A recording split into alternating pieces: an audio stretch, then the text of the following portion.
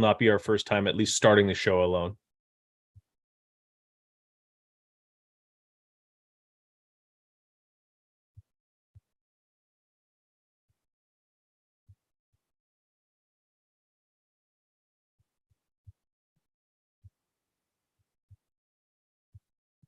Oh, speak of the devil. We are live.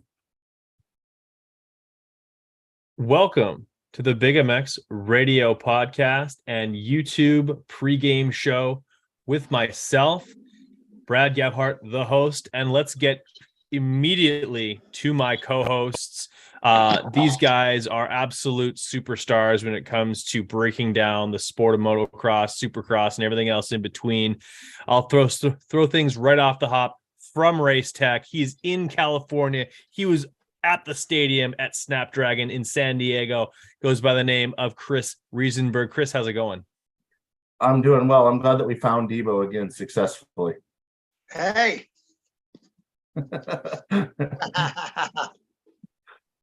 There he is. Better late than never. Absolutely love it. And our secondary co-host, the third to our triumvirate here, is none other than Denny Stevenson. Debo, what's up? What's happening, my friends? Yeah, looking forward to it. Wednesday night, we had to change the schedule a bit for checkers, and yeah, we're ready. Round 3, race 3, not round 4. Let's make some shit happen. Absolutely. No, we'll go straight into the Race Tech rapid recap. Take it away, checkers. You got some talking points to gather, and I just threw the YouTube live link in the chat. You guys can throw that up on Twitter and have people join us immediately. That would be great. Awesome. Yeah, it was a great weekend in San Diego. Turned out the weather in Southern California got way better. Super cool. I've been at Race Tech all week. Really cool to see all the Race Tech rippers out in San Diego.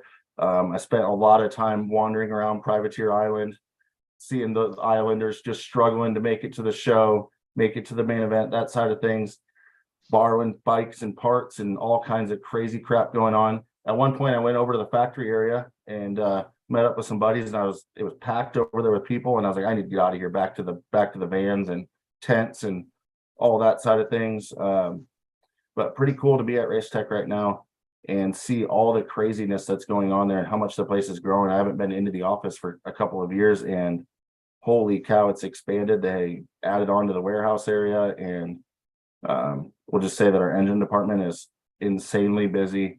The amount of stuff that we're doing that we can't talk about is probably about as much as we can, which is pretty awesome place to be.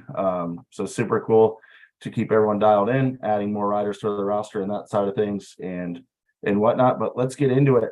A little rapid recap headlines from San Diego Snapdragon Stadium. After seemingly forever, round 2 has arrived. Yeah, it was a long break, and it was round 2, not round 3. No pit board this week. Sorry, guys. Tomac and Jet sweep again. And, well, we'll talk if they can sweep the season, I'm sure, at some point. Cooper Webb looks like he's back. That's right. Number 2 gets place number 2 at round number 2. 2 weeks in a row, second place for the number 2, Cooper Webb. Lots of 2s. Cameron McAdoo fails once again to McAdoo, and Mac can't hold off RJ Hampshire late in the race. Ouch. Ouch. And you want to say ouch, I'm going to have to deal with my bold prediction from last week, I'm sure, at some point about RJ Hampshire, because I was wrong. Sorry, I put my W in a little bit. And then the last headline put together by Mr. Denny Stevenson is Tomac can be beat, but can anyone beat Jet? Let's get into it. The Race Tech rapid recap. Debo? Well, it was a great weekend. Obviously, we love watching 5.5 hours of Peacock, practice, Race Day Live, the races. It was a pretty interesting weekend. We saw Anderson look really good at one point. We watched Anderson look really bad at one point. We watched just Tomac do Tomac and Jet do Jet. So in the overall aspect of things, Cooper Webb is probably more impressive than we've seen all in the last 2 years. I didn't think that he was capable of what he was doing last year.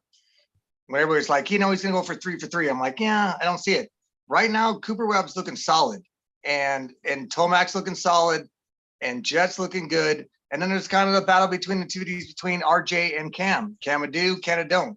So I'm excited, man. We're back to go the Triple Crown A2. What do you think is going to happen on 3 short, 12 plus 1 lap, 12-minute 1 plus 1 lap races? What do you think will change between what we've seen for the first 2 rounds? Well, first and foremost, I think you're going to see consistency out of some of these guys. I think you're going to have some results regress back to the means because you have that many more times. You're going to re-rack these guys, and the cream often rises to the top. Obviously, you've got 2 isolated races so far where you had some consistency in Eli Tomac and Cooper Webb, and then you had a lot of irregularities throughout the rest of the lineups. I expect Jason Anderson to straighten things out. Even if he happens to have 1 bad race out of those 3, I think he still averages as a top 5 guy. And I also see the speed of a guy like Malcolm Stewart, who has shown tons of speed so far on a very simplistic track. I think he keeps it on 2 wheels, and I think he's a podium threat, if not a race winning threat. Every time these guys hit the track, they're going to get 3 cracks at it. And I don't know about you, Chris, but I saw maybe one of the most impressive heat race performances that I've seen out of anybody over the last 3 years out of Malcolm this last weekend. Was really impressive. He hunted down Kenny, who was kind of dead in the water after a few laps, but it was still amazing to see. He put down some serious speed there. Well, I think there's one word to really sum it all up, and it would be electric. And it was electric in the stadium with the crowd going absolutely bananas. And so was Malcolm's riding. It had that flash. It had that flare. He was staying super low, pushing through the jumps, carrying a ridiculous amount of speed. And man, he's been fast this year. The results don't show it, but man, he has been fast. And not just that heat race, but he closed the gap in the heat on those guys really fast at the end. But even his time qualifying lap where he looked really, really in control. And believe it or not, when he ran his fastest lap, he actually jumped through the whoops 3:33 instead of getting on top of him, which he's famous for being one of the fastest dudes. Yeah, he looks really, really good. It's just he put it together before he puts himself out of the series, because you don't just keep getting up from crashes. And eventually his body's gonna look a lot like his bike did and just busted to pieces at the end of that race. We have 6. They're not main events, they're races, they're Triple Crown. We have 6, we have 3 450s, 3 250s. Who do you think will grab wins out of these 6 races? Obviously, Tomac's won, Jet's won. Is Jet beatable and is Eli beatable? And if so, who's going to win these fucking main events? I think if I'm giving the edge to either one of the top contenders on the 250 West, I would have to say I'd give it to RJ Hampshire. I think he's shown a little bit more speed right out the gates and some endurance. Which really, great. Sorry, but his starts aren't good. I mean, RJ's not going to catch and chase down Jet. Cam, fair enough. I honestly think for anyone, for Jet to lose any race throughout the rest of the season, he's going to have to beat himself. No one's going to just straight up beat Jet. Like, if that's not happening. What if RJ pulls the whole shot? What if Cam pulls the whole shot? Can Jet chase him down? Which one of those two will pull away from Jet in a 12-minute race? Not a full main, like a 9 or 10-minute Triple Crown. With a whole shot, I would have to say Cameron McAdoo has the best chance to sort of pull away and hide for that 12 minutes. What do you think, Chris? Well, I think it really comes down to, does Jet not getting the start and them getting it mean that he's starting second or third? Or do we see him finally get a bad start? Because so far he's been clutch on his starts just as much as he has been on his finishes. I think it takes him starting outside the top 5 for one of those guys to be able to beat him, because although RJ is riding really, really good, I think it's a lot harder to ride from the front sometimes.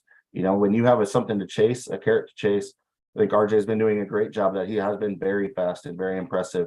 And I still don't think Cameron's going to push it so far at this point. I don't think he's frustrated enough with getting beat by Jet to push it and risk crashing, because I think he's playing the long game right now, hoping for a Jet mistake. I do think Cameron is extremely frustrated by getting run down and passed by RJ. I think he expects to beat him every time, especially not to get passed by him. That's kind of what I'm feeling, what I'm seeing on that. But I guess Yeah, I don't know. I know if it comes down to a fucking balls to the wall 10-minute main event, and I think that these guys will open up a little bit. I think the Cam will definitely open up. He's been riding very safe, I think. Don't you guys think? Compared to RJ's chased him down. He really screwed up my pick'em at our game with you, Checks, and cost me 6 points right there. But I think that Cam is riding very cautious. But when it comes down to being able to win a Triple Crown race, I think that Cam will open up himself and fucking lay it down. And he will push the limits with Jet, because I don't think either one of them can. I don't think either one of them believe they can beat Jet in a full main event. But when it comes to a Triple Crown, I think they both think they can beat them. Sorry, I got a lot of dogs. I definitely think. Hey, buddy, what's up, dude? I do think one of the things about it is the day of a Triple Crown. I don't know if you guys have been to one live yet, but if you go to one live, as soon as the first practice takes off, the intensity of the day is absolutely wide open and insane. Because of it being time qualifying just straight to the main and straight to your group pick, everybody's intensity is wide open all day. So maybe that does help Cameron shut off his brain a little bit and go to that level. But is that a good thing or a bad thing? I mean, I actually would prefer Cameron to keep doing exactly what he's doing and wait till later in the season to hope for a Jet. Either if Jet makes a mistake, cool, capitalize already, or you lay it down the second half of the season and try to straight up beat him then and see if you can rattle him a little bit. But you're not going to do anything if you're laying on the ground. And so far, as much as Jet has been awesome, he has made mistakes in Supercross. He's made mistakes at the first 2 rounds and hit the ground. Granted, he's walked away from them. So I would like Cameron to continue to hold his emotions back and continue to do what he's doing. And maybe RJ can go after him and maybe those two can rattle each other up. What do you think, Brad? I think that Cameron is a little bit intimidated right now. I think that late in races, he's worried about RJ. I think right off the hop, he's worried about Jet. I don't think that he finds himself to be superior to either one of them at different portions of the race. So I think it's like some mental instability might be creeping in a little bit in Cameron. I think if he gets a good start, that might boost his confidence and carry him through. Some good performances at this weekend's race could just be what the doctor ordered for him to have some success down the stretch. Do either one of you think that Cameron is riding his best right now? No. Right now, he's riding very cautious, very tight, more worried about the big picture instead of just like fucking right. I'm just like uncorking things. Yeah, right? Absolutely. And I think that's honestly at this level, I think that is what contributes to fatigue maybe more than anything else. Like these guys are all fast. They can all ride for 30 minutes at a time. It's whether or not do you get tight and do you get like the spike in the heart rate that just like kind of tightens up the whole body, and you get the arm pump and you get whatever else that sort of doesn't allow you to hang on or be able to push as hard as you can at the very end. Because yeah, a 12-minute race, Cameron McAdoo's had that in his back pocket since he was 10 years old. But whether or not he can at that intensity and at that sort of pressure be able to hold on to that and be able to succeed, I think a good start and some clean air will help with that. But he's got to go out and get that. Yeah, just off the cuff. I mean, I've raced that series. I know it very well. I know the 15 laps, 15 minutes.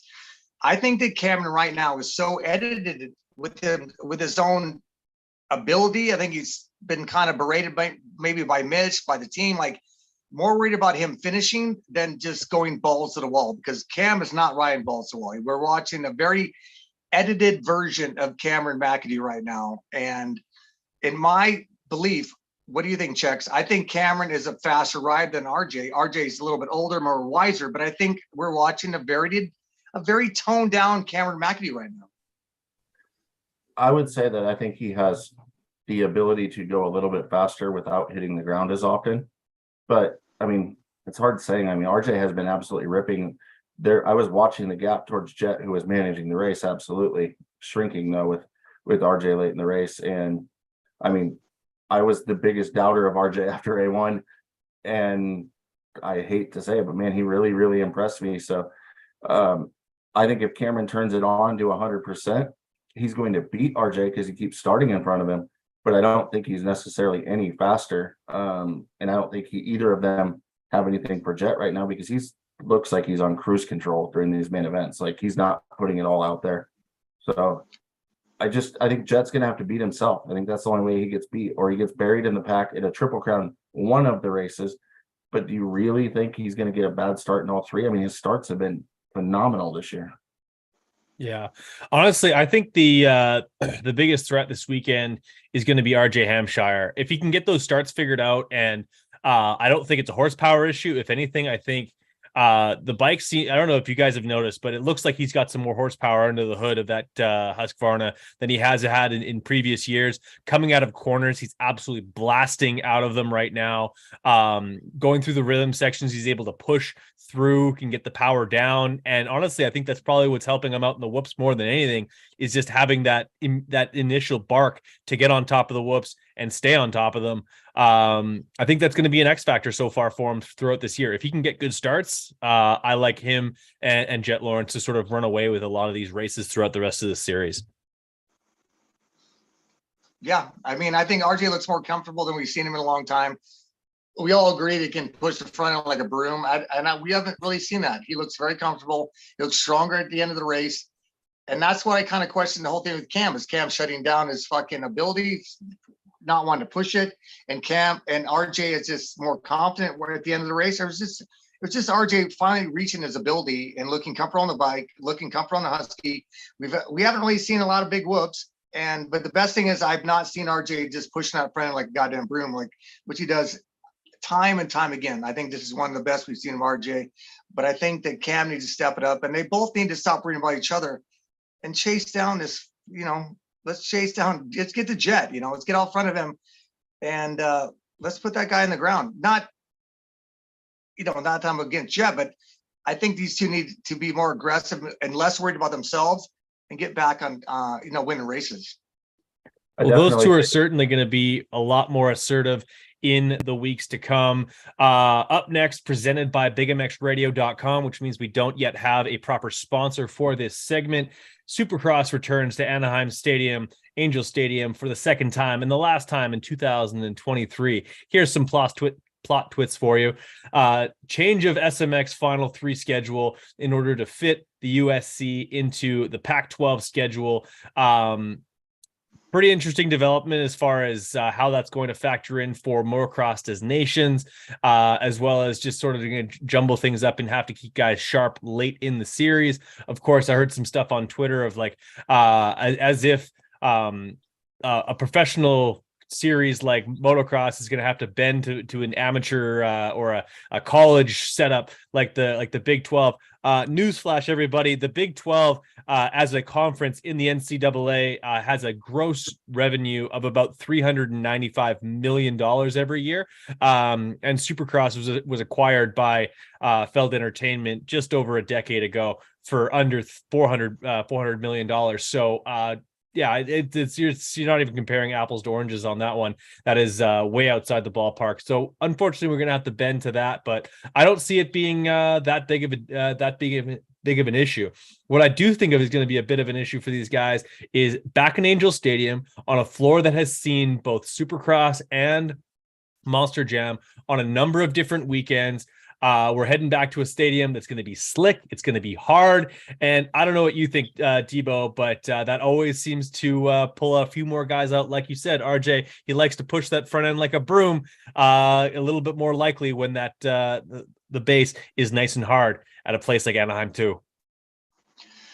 Well, A1 was very, very busy, very ruddy, very technical track, over a minute long. We haven't seen a track over a minute long. I didn't even know last time we saw that. And it was reminiscent of a 90s track. There was no rhythm. There was not a lot of rhyme or reason to the rhythm sections. And then we go back to San Diego, and they were obviously, dealing with a lot of fucking mud. We're just happy to be able to race. I think the lap times were 51s. I think there was 15 minutes in the main event. I saw the top 10 riders from Eli to Savachi all ran 51 seconds. All of them did.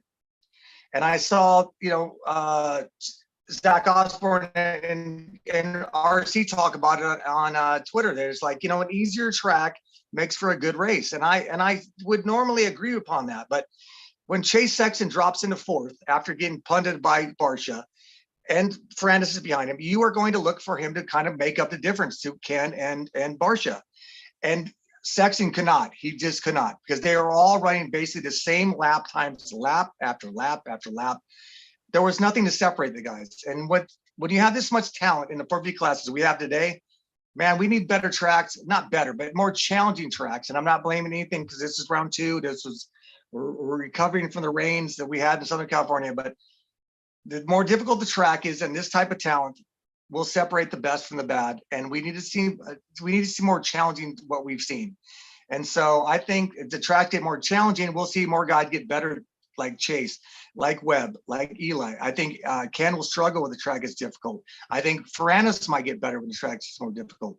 But what we saw at San Diego, I don't think it was a real true reflection of what we'll see for the rest of the series. What do you think, Chex?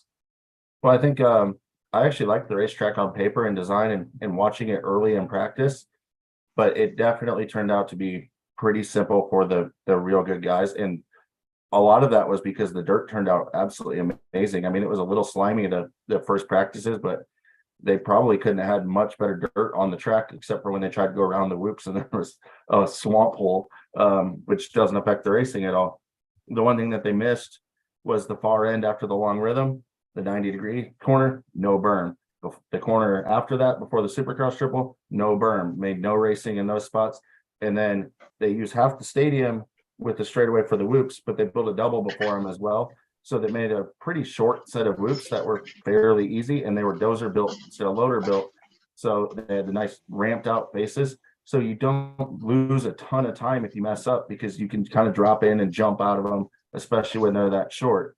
So it wasn't a terrible racetrack by any means. It would actually be probably a pretty decent A1 track. It was just a simple track. Right. Like in something you would expect. You agree, right? You were sitting there. It was a simple track. Yeah, there definitely wasn't a lot of thinking going on for what to do. And then a lot of the stuff that was kind of technical, the guys didn't end up doing, like the triple after you came across the start straight into the turn, like a lot of guys weren't even doing it, and they weren't losing a lot of time because there wasn't time to be made by doing it. So it made it so they were hugging the inside and whatnot. Going to Angel Stadium this weekend, I mean, I pointed it out when the tracks first came out. People that were texting in our group text saying how badass this track looked, and I think it looks absolutely atrocious for the fact of challenge. Is it a unique design? Absolutely. But they're letting the start straight take up over freaking half the stadium. You're going back and forth across it. Like, I understand that big air and doubles might be kind of cool for a lap or two, but for racing, that's not what you want. You need rhythm and whoops packed together tight. And this layout definitely does not have that. It's back and forth, very simple jumps that you would see at a local stadium cross track instead of a professional supercross track. So it's going to be really tough for the track builders, I think, to build something super technical. It has been nice and sunny out here this week, so hopefully they've been moving the dirt around, opening it up a little bit, getting it to dry out. But the one thing to keep in mind is underneath, no matter what, there's going to be a lot of moisture in the ground. And that's what Anaheim's famous for. When that sun goes down, as the main events start to come and it gets cool out, that moisture starts to come back to the top of the surface. And if it's sunny on Saturday and dries out, come main event time, it's going to have a layer of dew across the top of the track. It's going to get slick. I just can't get over how many 90-degree corners are on this track layout. Like 90-degree corners are notoriously bad for just overall racing and being able to move through the pack, especially when it comes to a short race program. I think we're going to see a lot of follow the leader, and I don't expect a shit ton of changes for the lead. But what I do expect is some of the top guys to really bring their A game. Couple of the questions we have before we go to the quick dash for cash. Debo, Cooper Webb, back on the podium. Does he keep it going? I was very yeah, I didn't think a lot about him going 3 for 3 last year, and I saw Kiefer and everybody else going that Webb was the guy. JT, everybody's like, he's the guy to beat. I'm like, no, man, he's not. And Tomac proved that, and Webb proved he was not capable of keeping up. He had a new program. He was doing his own thing. He took a photo of his back of his helmet when he was like laying on the couch, like this was the off season. Yeah, I don't think that. I think he was over things and over dealing with working with Alden. And I think this year, I'm pretty shocked. He looks really, really good. He looks hungry. He looks back to his own comfortable self. I have not seen a full track of the flowing that we've seen that we saw last year. Obviously, Cooper Webb is very good at his point and shooting. You can get that KTM and turn on a dime. He can get his racecraft is phenomenal. But when he won a title, he beat Ken Roxon. Ken is very known to fold. Ken is not known to be he's not known to have a big strength, heart at the end of the series. He wins when he wins. I don't see Cooper Webb, challenging Tomac. We saw Tomac last year break him down at Daytona. I think that Coop will be there every weekend, but right now, he's probably the biggest challenge to Tomac, but I consider him about a very soft challenge to Tomac. I think Tomac will keep winning, and Coop needs to kind of figure out a little faster. He's got to a little bit more, find some more speed. What do you think, Chex? Well, one thing that was really interesting about Cooper Webb that I think I might even texted you guys during the show was I mentioned earlier the Malcolm Stewart jumping through the whoops on his fast lap in the qualifying when during the last session when they're beat up the worst they are all day other than maybe the 450 main event. Cooper Webb was one of the few guys still blitzing them, and he was actually ripping them really well down the inside. So that was impressive to see. Him and Bike look good. He looked to have decent entry speed there. So that's reassuring. When everybody else was going jump, he was not. That's pretty reassuring. The results so far have been reassuring. I'm starting to become more of a believer, but how do you beat Tomac? Like I don't see him beating himself, and I don't see Webb outriding him speed wise, and I definitely don't see it in a Triple Crown format. That's not really Webb's cup of tea. He's late race, grind him down kind of guy. Get to work as the race goes on. I think you'll see somebody different challenging this weekend for Tomac. You may see maybe the speed of Jason Anderson or Malcolm Stewart find some consistency. I'm waiting for Chase Sexton to really bust out some flashes that I expected him to absolutely have. I mean, it wasn't that long ago I made him my title pick, and it's not looking very good right now for the 23 to be standing on top of the podium at the end of the year. But I'm still not ready to give up on him. I'm hoping he's going to figure it out. But he looks a lot like he did a year ago in Supercross, unfortunately. And hey, one last good thing for him, that contract that he may or may not have signed already, well, the KTM looks pretty good, and he's still falling on the ground on his Honda. Fair enough, boys. But I think that Cooper Webb, I think he's obviously he's improved from the years previous, or at least last year. Although he's known to be a absolute superstar at these Triple Crowns, it's actually where he got his first win ever back in 2019 when he clipped Ken Roxon by just a hair, looked back at him, said goodbye, and walked off with the championship 2019. Thank you very much. Yeah, we'll see. I honestly, I still need to see it from him. Maybe a more convincing second. He was right there, but he didn't really challenge Tomac. In fact, when Tomac went around him, it was a pretty simple pass. He just basically it was almost as if he was passing a lapper. Like Cooper didn't really have much for him there. So we'll see if anything changes in that respect. Let's talk a little bit about the 94 machine. Kickstart Kenny. It has 2 top 5s so far on the year. Can he get a podium? Can he get a win?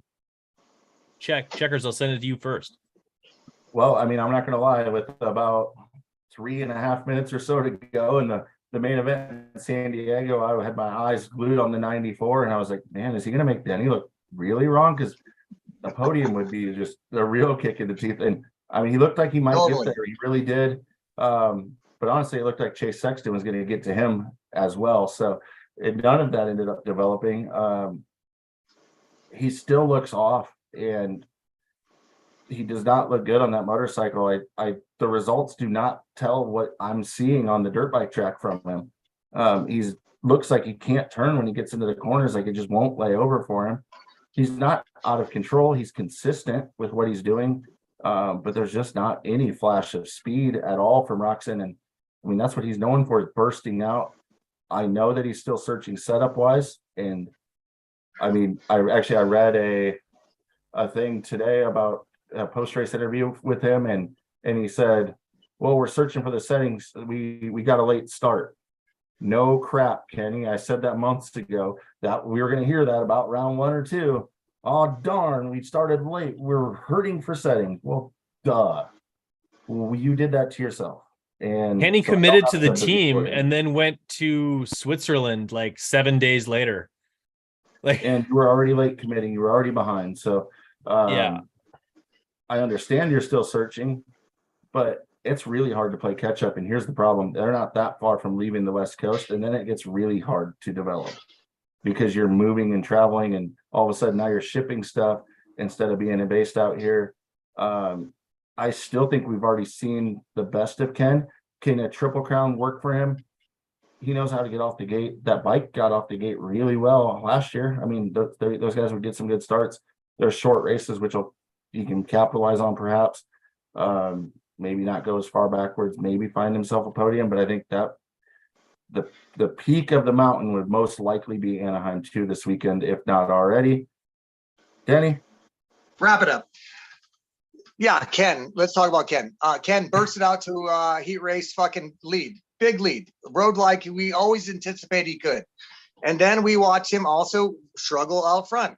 The front end does not stick on his motorcycle. The bike looks long, the bike looks heavy. Ken Roxon is Ken Roxon. He will always ride brilliantly because he's fucking a badass. Hep is fantastic. His mechanic, Sewells, is fantastic. But he is searching. He's going to Fast Connection do forks for this fucking opening round, the second round. They're searching. And so I hate the fact that fans are giving him like a fucking blue ribbon less accountability, because they're like, oh man, he's on a Suzuki, he did great, he got 2 top 5s. I think if he was on his Paris bike, I think he would have challenged for the win at A1, and I think there's no question he would have beat Barcia at San Diego. So is that a good thing or a bad thing? Are we giving him an A for effort? Are we giving him a B because of what his decision was? Are we giving him he made some money because he turned down a Honda contract? I don't know. I love Ken. We all love Kenny. He's very sensitive. Someone just shared somebody bashed him a little bit, saying that Ken was a little bit of a pussy dealing with in his heat race, and then he let Barcia push around in the main event, and he's like, he unloaded on his fan. Roger, I don't know the rest. Roger 793 or something. Ken lost his mind. It's either he's way too thin-skinned. I mean, I deal with a lot of bullshit on social media. People say some horrible things sometimes, but for Ken to shoot back what he said to this character, whether he's too worried about what people think about him, whether he is too worried about how people look at him, Ken, man, just keep focusing, keep moving forward, because you got chased down in your heat race because the bike turned like a fucking tank, which a tank turns pretty sharp. And then the main event, Kenny kind of Barcia pushed you around, Ken. 2 top 5s, great solid rides. I still don't think he's going to win a main event this year, because I don't think he can pull it together, because he still seems a little bit mentally worried about what everybody thinks. What do you think, Brad? I think that we've honestly seen the best that we're going to see out of Ken Roxon. I think he's so far behind the 8-ball testing wise that I don't think there is enough time to gain up the ground needed. But like the amount of time needed to set up the motorcycle and get in the proper amount of testing, even if he was spending every single week testing that motorcycle and dialing it in, by the time he actually has it dialed in, we're at Daytona. It's over. It's too late. I don't think there's going to be a magical setting on the Suzuki that all of a sudden makes him ride the way we've seen Ken Roxon ride in the past. And I'm going to be completely honest. I don't think that Ken Roxon is still in his prime of his career. Nor should we expect him to be. He's been in this class for 8 years already. He's on the backside of things, on the worst supported team he's been on since becoming a pro, on a most outdated motorcycle he's been on as a pro, and with the least amount of preparatory time. I don't think anything about that situation spells to me that he should be as good as he once was. The fact that he's got 2 top fives right off the hop is awesome. But honestly, I don't see him being any much more successful than he has been to date. Can he get a podium? Absolutely. He's only a couple of spots away from that as of right now, but I don't see him getting any wins in 2023. Let's wrap up the second segment here and move straight on to the MXD360.com dash for cash. Some rapid fire questions. First one, which was chosen by none other than Denny Stevenson for Checkers, which should be probably a pretty easy question to answer quite rapidly because we basically already answered it. Checkers, can Cooper Webb pull off the win at Anaheim 2? Can he? Yes. Will he? No. Can he? Yes. Will he? No. Debo, should Jet Lawrence be racing a 450 on the East Coast? This podcaster says yes. Oh, absolutely. I don't think there's any question of that. Ricky's done it. Jeremy's done it. I mean, I'm not in that level, but I was racing both at the same time. I think that Honda is, Lars. I think Lars is kicking ass at Honda. I think Honda has not won shit in a very long time. I don't think there's any type of a precedence that they're trying to follow. They have one of the best riders in we've seen for, I know, very long time. Jet is Jet, and I think that they should allow him to just fucking explore. He blew my mind at Donations. I had no idea that he was capable of what we saw at Donations. I thought no chance he could run with Chase, Eli, any of those 50 guys, MXGP guys, none of them. I did not see what he accomplished. So yes, I think that Jet should be racing for the on the East. And preparing for Honda for the future, what they need to do. And so, I don't know, right now, get your shit together, Honda. Prepare your riders. Jet and both Hunter are the future of Honda on 450s, and they need to get these guys on these bikes quicker because I won a 125 regional title. It don't mean shit in the big grand scheme of things. Let's be honest. Fair enough, but you do have the same amount of regional 125 Supercross titles as Ricky Carmichael, so there's that.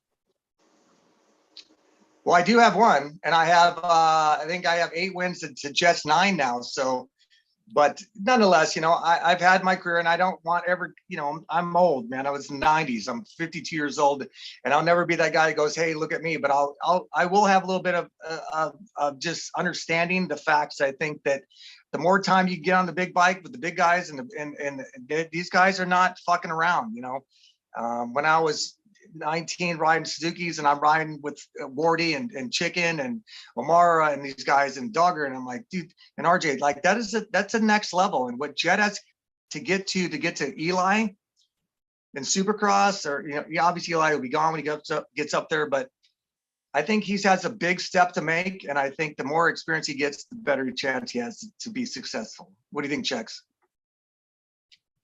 Well, I think that he needs to be on the motorcycle. I mean, we think we beat that horse dead in everything that we've done. It's something guys aren't doing, and they're not transitioning to 450s very well most of the time. So why not try something different? It's like Justin Cooper right now. Why isn't Justin Cooper on a fucking 450? What is Starr doing? What the fuck is Bobby Reagan doing? Like, let's wait till he gets more adapted to testing the dirt bike. I mean, he's waiting till Houston. We just pissed away 3 rounds, I wonder if, you know what, that's a brand new motorcycle, and maybe they literally didn't have enough parts. That explains the Star Racing Yamaha situation, but that doesn't explain why Jet, like in respect to Jet, and I've gotten a bunch of pushback on this, but I don't see any, like, aside from him getting injured doing it, there is no downside to Jet Lawrence getting pressure-free experience on a 450 in Supercross. Just go out there and ride, man. People want to see it. There's like, It certainly didn't hurt Wyndham, right? I mean, Kevin went out and Yeah. won a fucking 250 main event. Why was a 125 rider? And look at his career. Obviously, he didn't win the titles, but he's one of the most iconic riders of our era. And Yes. Jet wants to be that next guy. So, yeah, I don't understand why they would not give him that extra time on the bike with no pressure. Because before, like you posted on Twitter, Brad, why throw this 20-year-old into the top spot on Honda without giving him a little bit of fucking leeway, which he would have right now? There's not absolutely. enough pressure. We are failing miserably at these being rapid fire questions, but that's okay. It's going to happen every once in a while. Checkers, are the two Club MX riders simply more experienced overall, and overall better than the two West combatants on the Star Racing Yamaha team? I did some math earlier. Between the two riders on the Club MX team, they have 68 starts in the 250 class in Supercross, with 39 of those being, 39 of those being with Phil Nicoletti, and 20. I was surprised that Enzo Lopes has 29 career starts in the 250 class. I was surprised there's only 10 different between those two, actually, but Nicoletti also spent some time in the 450s. And then also the fact that there are combined between Robertson and Kitchen, there are 14 starts. So it's almost 5 times as many races. So that basically answers it for you. But yeah, give me your thoughts. Well, good thing you said that, or I would have looked like an idiot and said Lopes doesn't have that much more experience. But no, they're not just better. It's Lopes is riding fantastic for sure. The Star guys, they're having issues right now. They're falling down. They got to quit doing that crap. They have some speed, but how many times you hear that in the 250 class? They have speed and they crash and they get hurt and they race 3 times a year. They need to stay on the dirt bike track. If you're Levi Kitchen, you need experience. But no, I'm just gonna keep her rapid. Keep her rapid with a no. Next question. I think we already answered this one as well, but Debo, do you still think Ken Roczen do you think he can still win a main? No, I mean, I'm sticking to my guns. I don't think he's so far off the pace of what the Coop and Eli are running. I think he's still trying to find a happy place with his dirt bike. I think he's done great with 2 top 5s. I think Hep's done great. I think our buddy Schultz has done great, but I think he still has a long ways to go until he wants to win a main event. And going back to even to the fucking the Star guys, Nicoletti's crushing it. I just think that it's just, there's a reason why they are where they are after the first 2 rounds. I mean, we want to think that first 2 rounds mean shit. We always laugh at what A1 means. I think we are seeing things very evidence where we're going to see for the rest of the series, is my point. Fair enough. Checkers, give me your all-time best 125/250 racers of all time. Give me your top 3. I want your top 3. I'm going to give you more than 3 because otherwise I'm going to forget something, especially doing this completely Fine. from. Give me 5. Give me James Stewart. Give me Ricky Carmichael. Give me, damn, I forgot about the Suzuki duo like Lusk and Huffman. Give me Ivan Tedesco, Ernesto Fonseca, Travis Pastrana. A shout out to my dude, Austin Faulkner. You can be on that list someday. Fair enough. I like that list. I like that list. I don't think I'd change a single one of those. Debo, do you think the Triple Crown, what do you think of the Triple Crowns, and should there be more than 3 of these things? I love the Triple Crowns. I think that they create an entire new strategy. I love the fact that they I think the heat races are meaningless. There's no longer a race anymore. I think the first hour of the broadcast is pretty much meaningless. You know, I mean, Check and I has always joked about the fact that we should bring it, this series should have 2 11 gate starts, double roads, narrow the start straight down. Let's give them a little bit more meaning for the heat races, because right now I'm pretty bored for the first hour. I don't think anything happens in the first heat race. Everybody can get a 4th and still get a good start. I loved it. I love Triple Crowns. I don't know if there should be more than 3. I think let's go 5. I don't know. I love the Triple Crowns. I think they create a bunch of excitement. from 7 p.m. Local time till 10 o'clock. Way better than 2 heats and a stupid last chance qualifier. What do you think, Chuck? Fair enough. Well, I know we have to Rockets, but what do you think, Checks? you cannot call LCQ stupid. They are the most amazing action of the night. So that's when you said 7 p.m. I was already shaking my head because it really starts at about 3 p.m. when the LCQ start. Because give me those all day long. They are super fun. But I understand for most people, they want to see the stars of the show at the front of the field. And that is exactly what Triple Crowns do. It is races that matter over and over. The one thing that they still haven't figured out a way to fix, and they really need to, is the third main event needs to matter for the win, no matter what. I hate when guys go 1-1-2 and don't push in that last one to go for that win. Tomac did that the first time ever.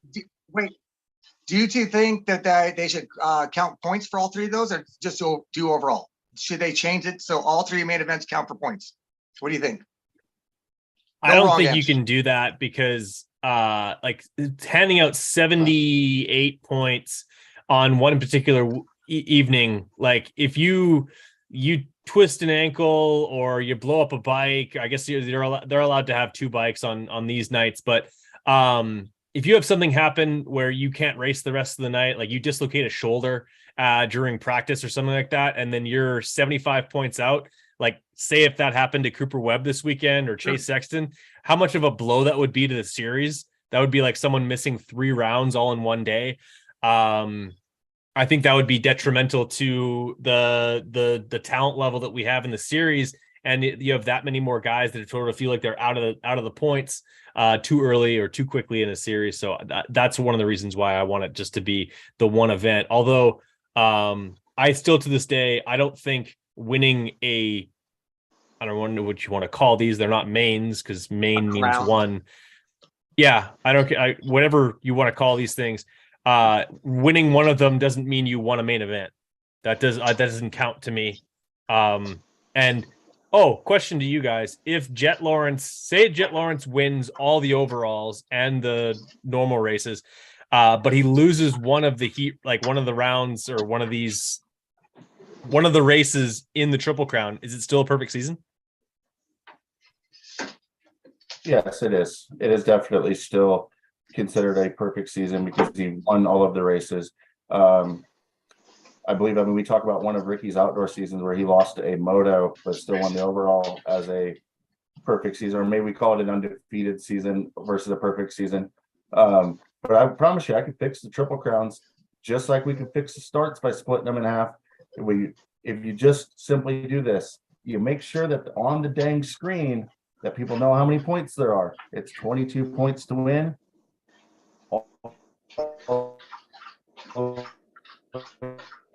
Down to 1 for last in each of the first 2 mains. The second one, last one, breaks a tiebreaker, makes everybody try.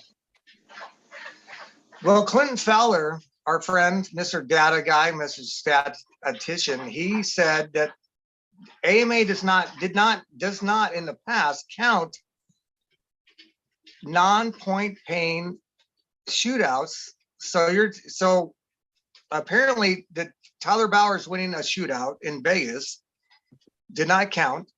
James Stewart winning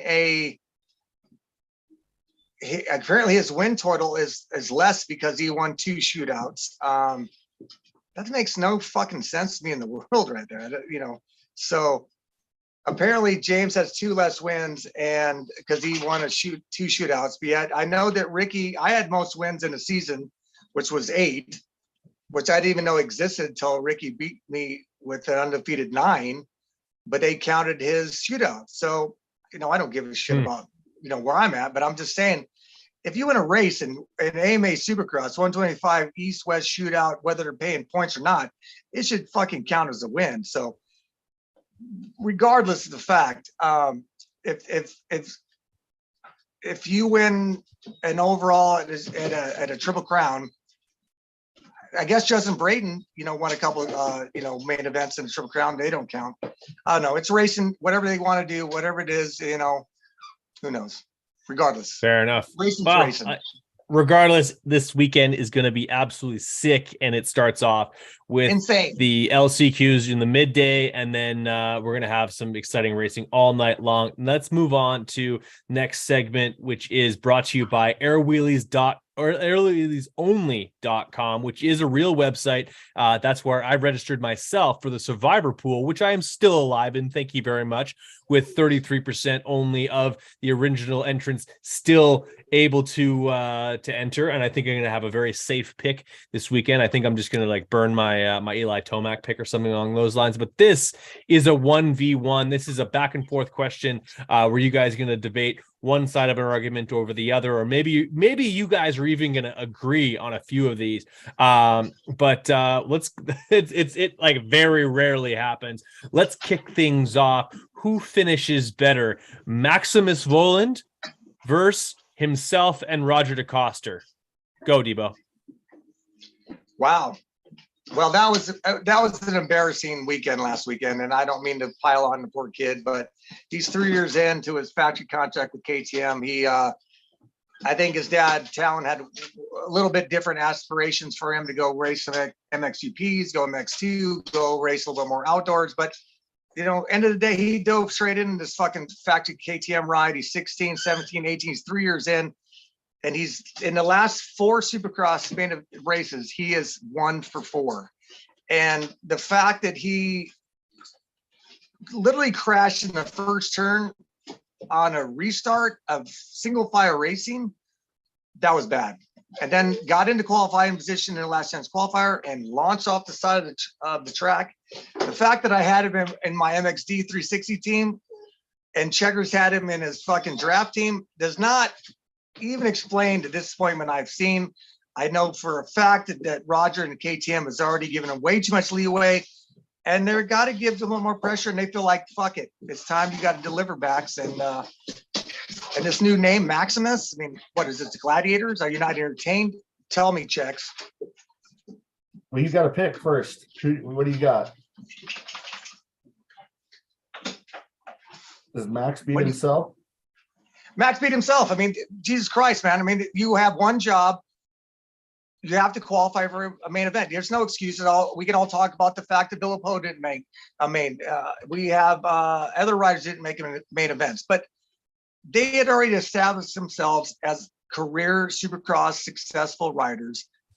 But Max is still trying to find his way, and I don't think his racecraft matches up to his talent. If he gets out front, we saw what would happen at A1. He got a 5th, a 6th. If he gets buried back in the pack, he does not know how to get through the pack and make shit happen. And I think Roger and KTM has a bit of concern right now. And I told you when we started this entire show with us that Max is racing for a ride for next year. And Checkers, you said bullshit. He's fine. No, man. You said on Twitter, he's doing fine because he rode fine in practice. You know, there's no blue ribbons. There's no there's accountability in the sport. And right now, Max is not living up to the hype. Well, here's the deal with it. Isn't. Both these guys are. Sorry? I was going to weigh in now that I just wanted to find out from Denny if he thought that Max is going to beat himself yet again or not. But I was put it this way. The mistakes were, now he's making the rookie mistakes. The last 2 years, the last couple mains he missed, it was because he wasn't fast enough. The difference is this time he was fast enough, but he made his rookie mistakes that should have already been gone and out of the way by now. But the reason I say he'll be fine is because as long as he can bounce back and put the bike in not only in the main event, but put in results like he did at Anaheim 1, he will be absolutely fine. His speed coming through the pack was good. His speed in practice is good. He looks good on the bike. So is it panic button? No, it's not. He has to fix that problem. He cannot afford to miss more main events. It is absolutely not good that he did. But he's not going to not find himself with a ride next year as long as the rest of the season doesn't suck. Who's hiring him? He fell down on a single file restart. He ran in the back of a guy in a single file restart. He started 10th in the last chance qualifier on a factory bike. Come on, man. I mean, so I'm not. If he gets 4th place in the rest of the races on that coast, you don't think that he gets a ride next year? Do you really think he's going to finish 4th every single round from now on? Has he shown anything, any ability The only way he finishes top 4 the rest of the round, top 5, is if he starts top 5. He ain't coming from 10th to 4th. He ain't chasing down these guys. You think he's gonna beat Lopes? You think he can beat Nicoletti? You think he can beat Hampshire? You think he can beat McAdoo? No chance in hell. Max said 4th for a reason. He will not be a factory KTM rider for 2024. Promise you. I said 4th for a reason because the field is not that deep. Only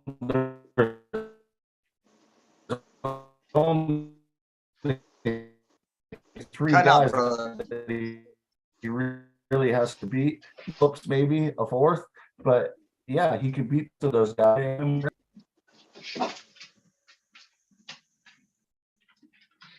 All right, on to the next one, boys. We got Jason Anderson versus Justin Barcia. Chex, you have the floor for this one. Who's going to finish better at Anaheim 2?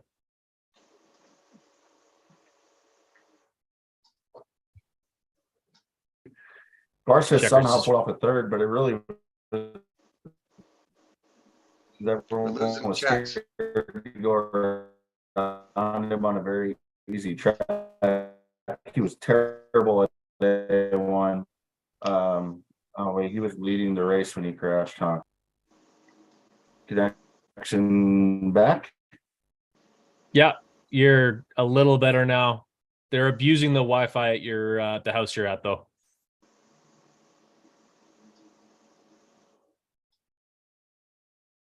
Okay, I'll jump in for Chex.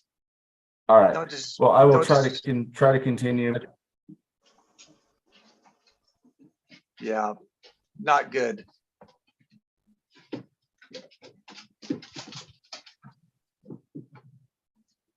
Go ahead, Denny.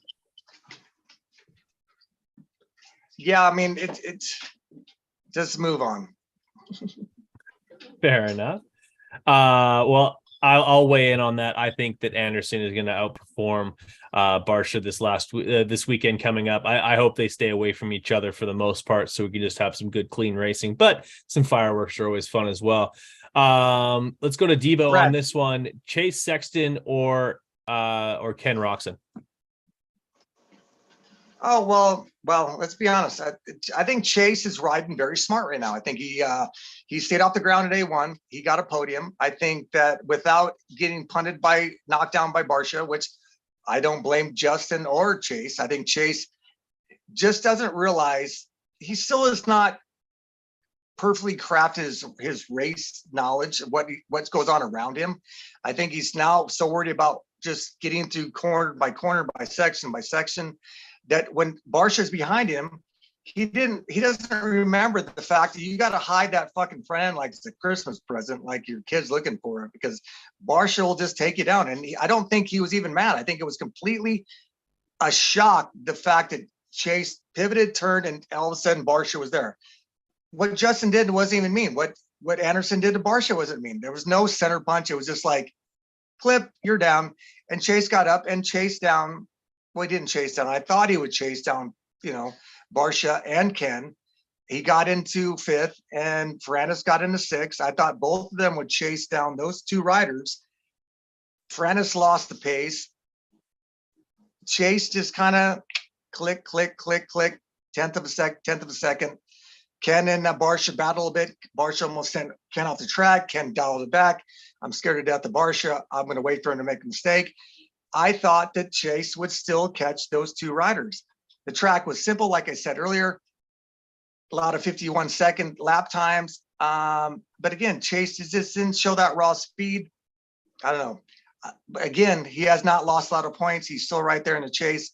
He's 9 points back or 12 points back. He could be 9. I don't know.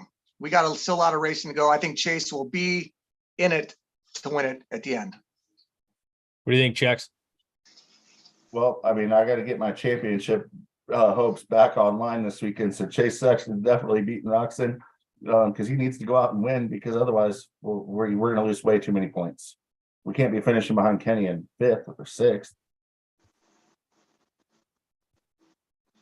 Fair enough. No, I think those guys are definitely going to do battle, and they'll be looking to, especially Chase will be looking to better himself from his performance this last weekend. Obviously, when you're on the ground, it doesn't work out. All right, we got a three-way battle here. I'll let you guys sort of sort this one out, but Aaron Plessinger versus Savachi versus Nichols. You basically you could throw a blanket over all three of these guys. Checkers, who do you think is gonna be battle of the middle of the pack between these three? Have you guys watched any of the first two rounds? Guess who gets the No, first I don't turn watch the first? races. Colt Nichols is a great starter, and we got shorter races. They are still 12 minutes, and he has dropped back really rapidly in them, but I think he'll rebound and have a better weekend. I think Nichols beats Savachi, who beats Plessinger. I like the consistency of Savachi. He looks really good on that privateer Cowie, and I don't know what the heck to expect from Plessinger. He looked kind of fired up at A1, but since then, I'm not really all that impressed. Great, Debo. I want to go back to the Anderson question. I don't mean to dial back, checks camera kind of cut out right there. I think that I'm a little shocked we're not seeing more from Anderson earlier than we thought. He's not looking very solid. He's looking more head case, made a lot of mistakes. So that's my opinion on that. As far as Plessinger, Nichols, and Savachi, I think I agree with Checkers. Nichols had a great start in both main events. I was more surprised. I went back and watched the main event from San Diego again, and Colt was, top 3, top 5 in second turn, kind of faded back to 11th. But when you go to these Triple Crowns, those starts are huge, and I don't think that either Savachi or Plessinger will see. If Colt starts top 5, I see him run 7, 8, 9 for the three crown events. What do you think? Go ahead, Checks. I already gave mine, Brad. No, Checks already talked. What do you think? On between Plessinger, Savachi, and Nichols? Yeah. What do you think? I'm driving the Nichols bus. I know Denny, and honestly, it's because the guy, he showed a ton of speed on a Star Racing Yamaha in the 250s. He's dealt with injuries nonstop throughout his career. That has been the majority of the reason why he's been sort of derailed time and time again. It's not his riding, it's the fact that he gets injured, which obviously you have to have crashes to get injured. But when he stays off the ground, he goes extremely fast. So without expecting any incidents, I expect Colt Nichols to continue to use that smooth style of his to take himself inside the top 10 more often than not. Triple Crown overall, A2. What are the 3 overalls? Nichols, Savachi, Plessinger. Give me the 3. Nichols. Are they all 3 top 10? Yes. 8, 9, 10, 7, 8, 9. What? I'm going Nichols in the 7 spot, Savachi in the 8 spot, and Plessinger 10th. Are you hiring Cole Nichols on MXT 360 this week? I think I picked him last week, but yeah, me too. Crushing blow. What about you, Chex? Before I said the overalls, I just want to remind you guys that Nichols fell all the way back to 14th place. After starting 5th, he dropped like a sled. And he was almost pulling the whole shot around the first turn. Yeah. So giving you positions, I'm going to give you Joey Savachi 9th place. I said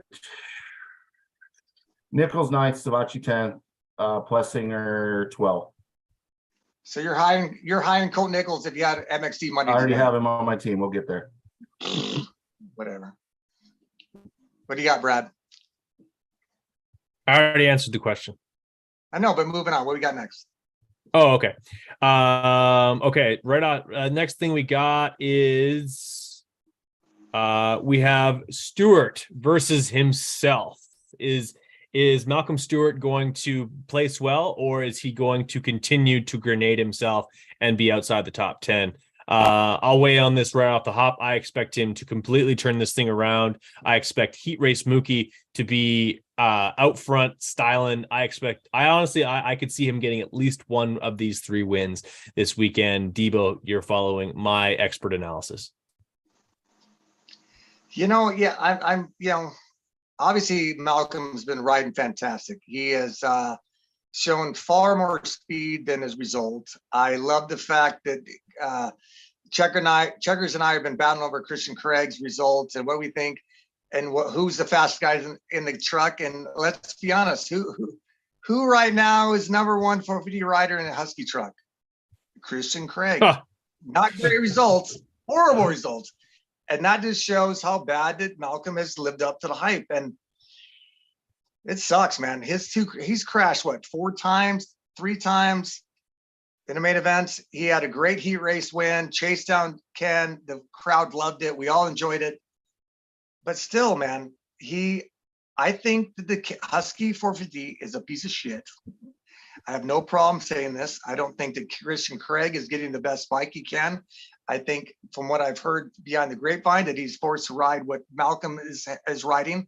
I think Malcolm is a better rider, and I think he's riding exceptionally better than the bike that they're giving him.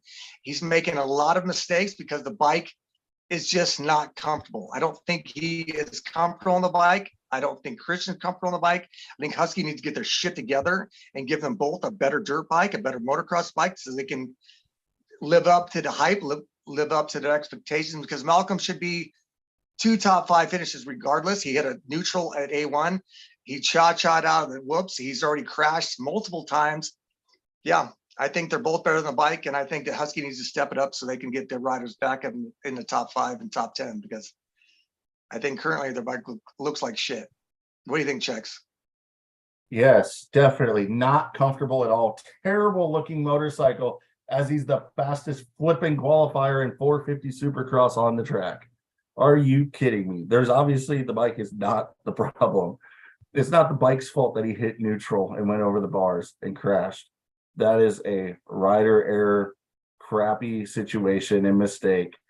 I absolutely can't buy that one. I don't know if we stop seeing Malcolm pushing, because I think he might even push even harder to try to make up for lost ground. It's not going well, but can we stop blaming the motorcycle that's literally showing he's obviously comfortable enough to go that flipping fast? And did you see that heat race? It's not the motorcycle at all. Go ahead. I don't think you, I mean, I always give you shit because, we've had different experiences racing. I think it's very easy to go fast on a motorcycle for a couple laps. To go fast on a motorcycle for 20 minutes plus a lap is different, because the motorcycle changes.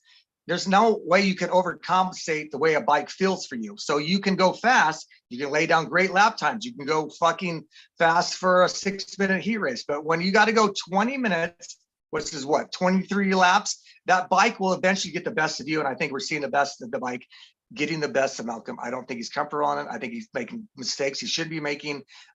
We saw him last year. He's on I just think that he should be doing better than what he's doing. And I don't blame Malcolm, and I'm not blaming Craig. I'm blaming the dirt bike. And that's fine. You don't agree. So let me ask you this question. How is 17 laps? Is that a pretty good bike? You can do it for 17 laps, because at Anaheim 1, the number 27 appears to be in 3rd place on lap 17. How about this? We all agree that what Ken's racing on that Suzuki is detrimental, and Ken could be doing better, but Ken is doing what he does because he's so good of a rider. Is Malcolm better than a dirt bike, or is the bike hindering him? We already think that the bike that Ken is racing is hindering him, and Ken is successful because of Ken. Is Malcolm successful because of him, or is he successful because of the bike? I don't think the bike's holding him back at all. I think that they are absolutely working just fine together. It's not the issue. I don't think you're going to change my mind on that one. I think the bike looks fine. I think he's riding fine. His crashes are rider error, and riders make mistakes sometimes, and they fall down when they're pushing the limits. Good call. I'm with you. I don't agree with you, but I understand. What do you got, Brad? Fair enough. Well, honestly, yeah, the bike doesn't look great all the time, but there has been moments so far in this very short season where Malcolm Stewart has maybe looked as good as he's ever looked on a 450. He looks to be back in form in the whoops, even though we haven't had a proper big set of whoops yet. I still think that he looks better than he did last year in a couple of the segments that we've seen him. That heat race that he won showed me that he's got speed. And yeah, I think just like a couple of small mistakes, and we're talking about a guy who's contending for wins rather than a guy who has a pair of results in the teens. I think that, like I said right off the hop, I think that Malcolm Stewart comes out swinging this weekend, and I think he lands on the box if for the overall, if not a win in one of these races for the Triple Crown this weekend.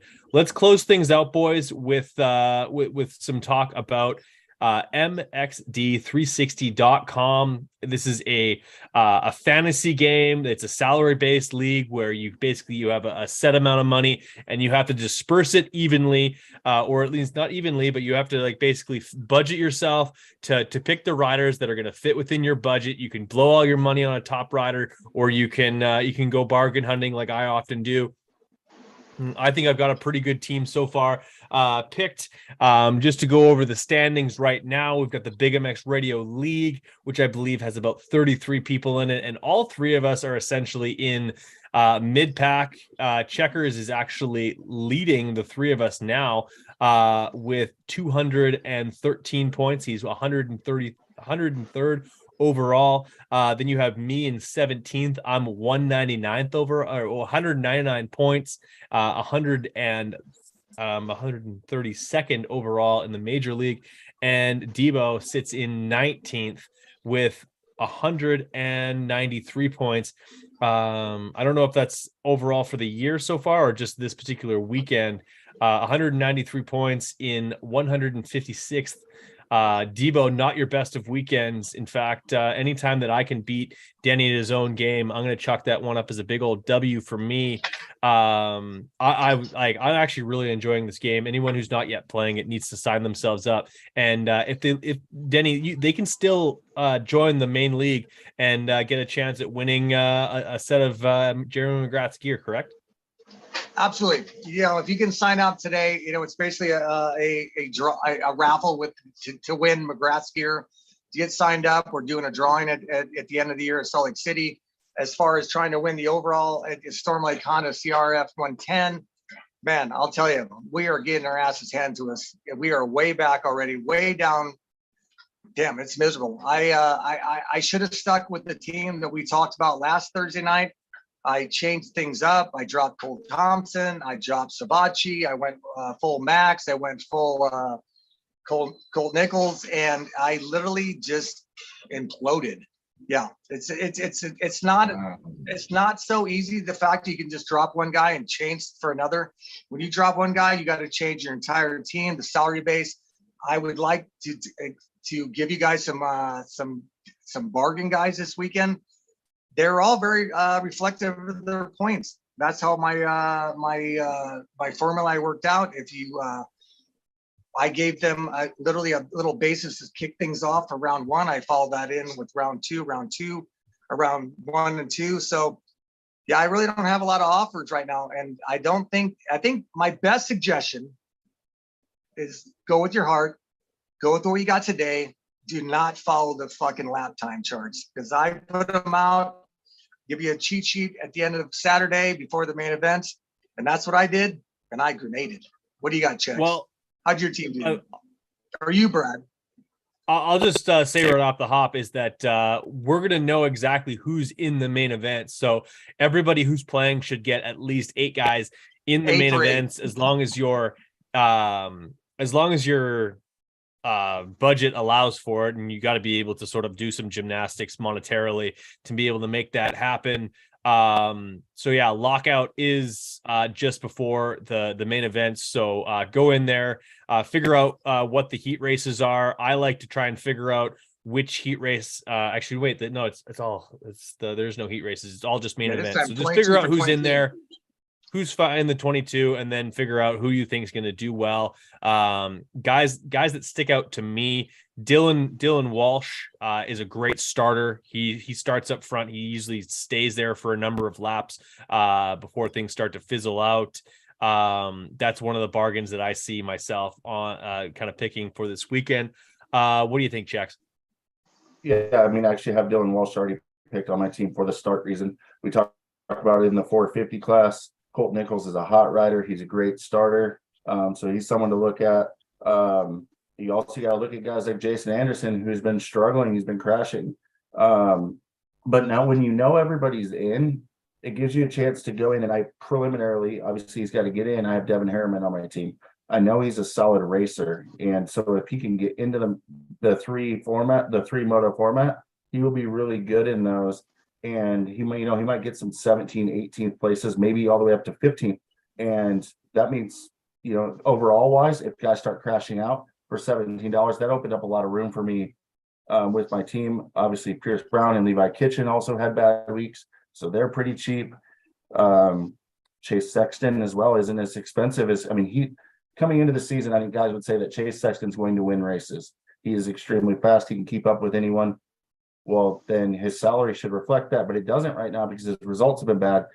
So Sexton is on my team as well. Just some ways to look at things. Like, you got to look at the guys that have had bad weeks a little bit and gamble on them. Maybe it's a Malcolm Stewart, something like that, to get a chance. Like, if you hit and they don't have that bad week, you just made up a lot of points on those guys like myself that have had guys like Malcolm Stewart when he's been smashing the ground. Yeah, and the biggest thing in any fantasy game right now, we are only giving points to the overall, so I think one day I would like to eventually pay out points for each of the three crown rounds. But right now, yeah, it's Malcolm Stewart again was a bargain last weekend. He's a bargain again because he did so bad, and mostly his points or his salaries based off of what he's successful and what he's earned. So yeah, and Max again, he's hot. If he gets top 10 in the overall, he gets a 10-point bonus. Colt Nichols gets again. Plessinger is still hot. Savati is still hot. I think we just added something else in one of the classes. I'm not sure off the top of my head. So once you know who the 22 riders are, it's pretty much a big old bargain to go for the cheap guys who can get you to 4 or 5 points. Yep. And go for the bargain guy, the rocket guys like Jet and Eli and get those 26 points. All right. So do you guys want to hear the winning team? I already picked it. Go for it. Yeah, all right. So my 250 West team on a coast that, let's be honest, isn't as deep as the East, but we talk about them anyway because that's who's racing right now. We've got the 33 machine of Pierce Brown at $547,000 and change. Then we've got Dylan Walsh. He's an absolute start artist in a race where starts are really important. I like him to get up there. You know who else is really good at heat race starts is Joshua Verrees.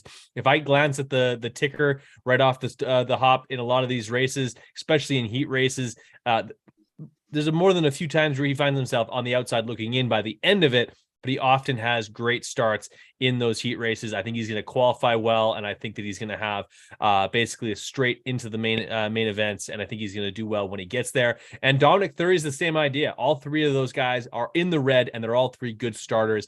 That's my 250 class. And then for the 450 class, I was able to spend a little bit more money because I got some bargains over there in the 250s. Let's go with Justin Barcia. I think that he's shown speed so far. He's one of the only guys at the top sort of echelon of guys that I can actually pick because I actually went pretty heavy with top end guys last weekend, but I was able to dodge Malcolm Stewart. I was able to dodge Christian Craig as well. So that's why I picked those two guys.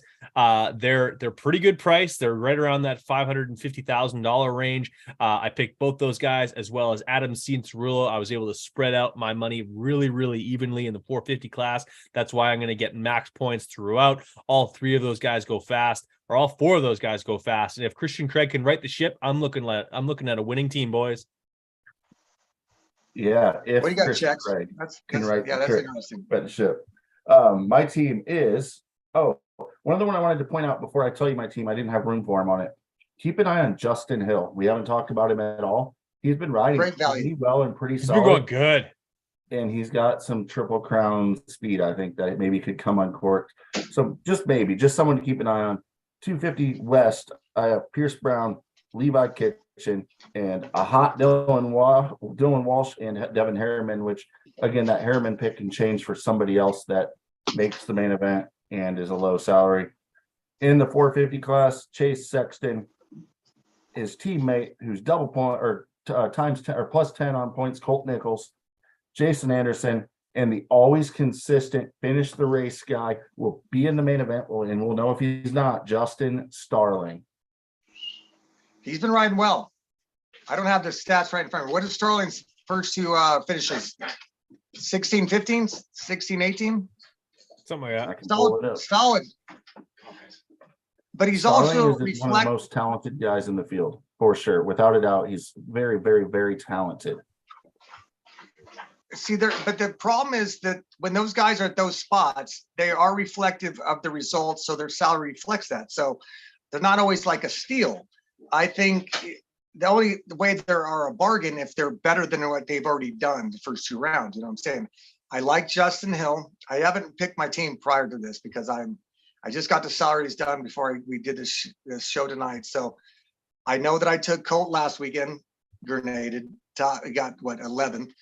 Took Max last weekend. He didn't qualify, grenaded. I think that obviously Malcolm is still a huge value because he had a poor weekend. He's capable of running top 5. I think Marv is still a great value because Marv, even though he was hurt, it didn't really penalize him for that. So I think he could literally run top 5. Anderson is still running below what he's capable of. So I think his salary is low. It's really difficult for me to ever reach out to a rider like Eli or Jet, because that's a big chunk of change. And I did that last week with Colt and Max because I thought they would get a 10-point bonus. I could deal with the fact that if Kloss didn't make it or 30 didn't make it, and both those guys made the main event, and Max didn't. So that's the game of the game. We play it and we deal with it each week. And God, I just hate the fact that my team was so bad last week. I'm still trying to get over that shit. And so, yeah, clearly I try. It's a game I create, and I've done well, I've done bad, and I've completely grenaded these first two rounds. And I should stick with my first instinct, because if I would have had Cole Thompson, if I would have stuck with everything that I thought last Thursday instead of changing it on Saturday, I would have a good team. So my only theory will ever be go with your first instinct. Yeah, trust the gut, my friends. Well, boys, this has been so much fun. If you're not already following Denny as well as Chris on Twitter, you need to go do so. It's Checkers 448 as well as Debo X on Twitter, and I'm Brad GMX95. I need to figure out how to get that handle changed so that it's Big MX Radio. I think I made another account. You didn't change it because Clint Fowler is no longer 3 laps down. He's not 3 laps down anymore. Now he's Fowler facts. He's like it's all about that alliteration. I like that. I always got time for Clinton. But for Denny Stevenson and Chris Riesenberg from Race Tech, thanks everybody for watching YouTube Live. Thanks for everybody who watching in as an archive. This has been so much fun. We're going to do these week over week and build some momentum. Thanks for bench racing with us, and thanks to you guys for making some time for this. This is a lot of fun. Thank you guys. Next Thursday. Yeah. Hey, Checkers, enjoy being at the races live. We'll be at home watching on TV, so make sure and let us know how good it is. I'll send you plenty of texts.